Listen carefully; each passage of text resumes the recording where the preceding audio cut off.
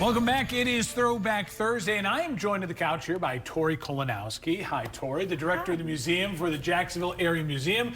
Well, we've been talking here just before we got started. You got a lot of interesting stuff happening in Jacksonville. So we're talking about kind of spooky season. You want to highlight a really historic part of Jacksonville's past. Talk about it.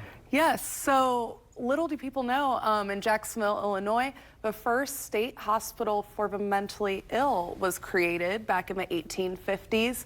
This has been highlighted more in the current time with a book by Kate Moore called The Woman They Could Not Silence, highlighting Elizabeth Packard in the 1860s. Yeah, you were just telling me Elizabeth's story is really interesting. Yes. She set kind of a precedent for women actually getting to represent themselves in court. Tell us about that. Yes. So during the 1860s, her husband was a preacher, and they came across some religious differences as different sects of Christianity were kind of rising at the time.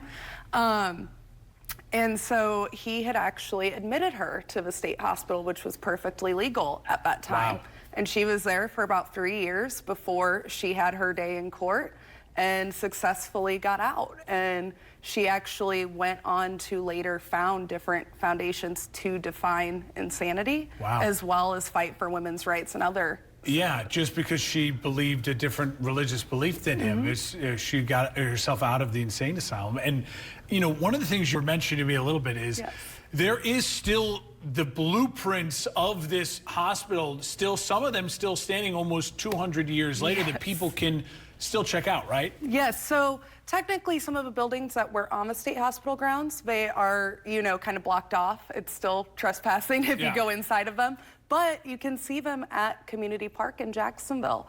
There are a few that are still standing and with us, but the picture that is being shown now actually is a hospital at its peak, and it reached about over 130 different acres. Yeah, a massive plot of land there, right in the heart of Jacksonville.